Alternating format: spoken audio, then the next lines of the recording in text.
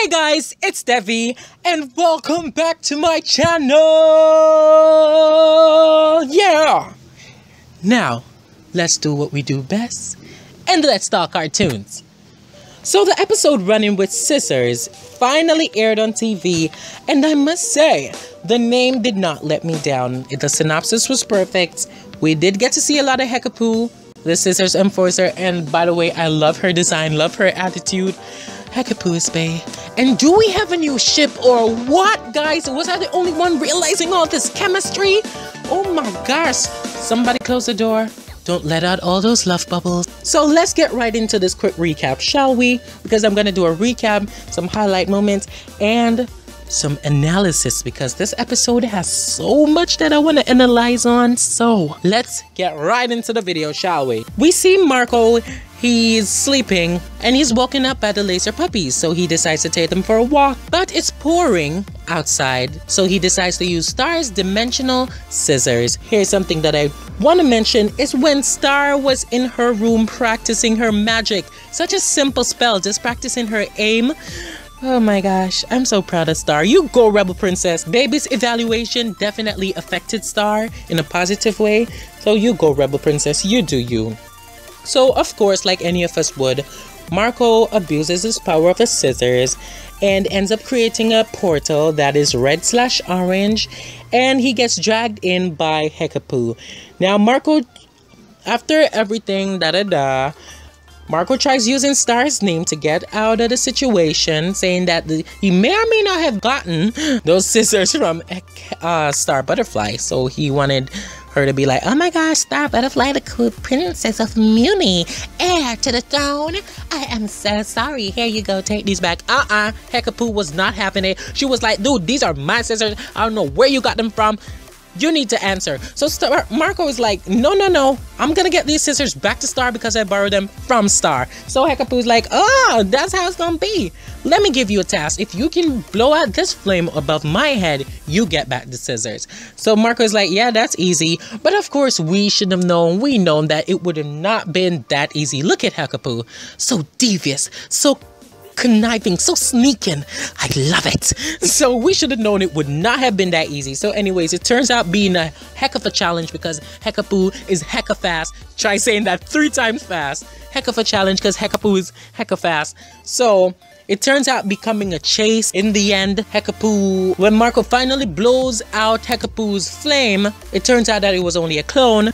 And there's millions of billions of trillions, I don't know, a lot more clones for him to blow out the flames. Oh my gosh. So anyways, we continue from there to where we see Star still practicing her magic in her room when she's interrupted by this guy letting his dog pee in her room. Like, what the heck? Eventually, she realizes all the portals and decides to call the #1 person who she can ask about these things. Oh girl, Ponyhead. So we see, I just had to mention this. What the heck is Ponyhead doing? She's supposed to be exercising, but she's using a treadmill. She doesn't have feet. She doesn't have arms. What the heck? You know, I can't with her. And she's eating. I can't with her. I'm gonna go off that topic because she's not gonna stress me out today. So she basically says that that's Hekapoo's portal. Hekapoo is trouble, and Star should stay away from her. Then she confesses that she basically stole the scissors from Hekapoo and they didn't belong to her in the first place. Ponyhead, I'm gonna hit you. So of course, Star goes to save Marco. Then it cuts to a scene where we see Marco is now a big, buff, 30-year-old warrior who's very skilled, by the way. Oh, amazing style. So Marco ends up blowing out all of the flames of every single one of the clones and also the original of Hekapoo. So Hekapoo awards him with a scissors because he earned it, and that's the only way you can get a dimensional scissors if you've earned it. Hekapoo makes one for you and she gives it to you. So then Star ends up coming in, and oh, by the way, we found out that Marco spent 16 years chasing, and how he met some senseis and all that good stuff, which is why he's such a good warrior now. 16 freaking years. 16, not 6. Although 6 would have been a lot too, but 16, he's 30 now. Anyways, Star comes in trying to save Marco. They come into Hekapoo's lair. But she doesn't recognize Marco after he hugs her. She's like, hey, unhand me, you beautiful stranger. Ooh. But then when Marco finally explains everything and she realizes it's him, she's captivated by his abs that she can't even speak.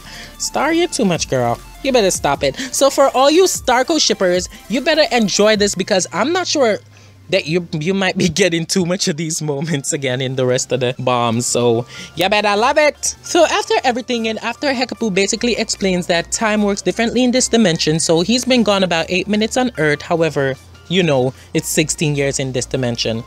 After everything, he decides he's not sure if he wants to go back to Earth.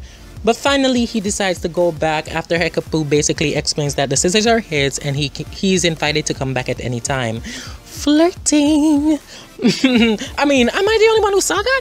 Anyways, let's continue. He leaves his beautiful dragon cycle Nacho with Hekapoo and eventually decides to go back to Earth. So when he goes back to Earth, he's still left with what Hekapoo calls the mark of Hekapoo, which is basically a bald spot left by Hekapoo slapping Marco in his head so many times it burns out the spot. Gosh damn. So even though he loses his hot bod and he's not back to 14 years old, somehow he still got this freaking scar. So that's why Hekapoo calls it the mark of Hekapoo. And some things that I definitely want to highlight it again, guys. Did you see Star practicing her magic? I'm so proud of her. And yes, guys, you can all thank the, what do they call them? The Starniverse? I don't know. But you can all thank Star versus Forces of Evil for that amazing Starco moment, for all you Starco shippers. And let me just say, in that last part, the last flame that Marco blew out when he was looking into Hekapoo's eyes and she was looking back into his, and then he just slowly and blows out the flame. Gosh damn. Flirting. So you know the term new flame when basically you're in a new relationship and they call it new flame? I just think this might be a representation of that. You know, she's gonna have to light a new flame because she always has a flame over her head. So now that Marco out the old one, it's time to light a new flame. Yeah. Anyways, yeah, I just decided that I had to point those out. And the mark of Hekapoo, is that going to be in the next episode? Let me just say, all this newfound power that Marco has now, oh my gosh, he basically learned with senseis. He practiced with senseis. He's a way more advanced warrior. Sensei has nothing to teach him anymore. And he's so skilled with a sword, and he's so fast. I don't know why Star vs. the Forces of Evil crew, they decide to do this, like give a speed up, but that was amazing. So it just leads me to believe that there's going to be a huge fight at the end of this bomb that is going to cause Marco to, you know, use these newfound powers of his. And still, guys, no Jackie Lynn. But I'm going to get off the subject for a little while. So yeah, and I'm loving this new ship. Marco Poo, I'm calling them. Hekapoo and Marco. So yeah, that's my recap, highlights, and analysis of this episode. Thank you so much for watching.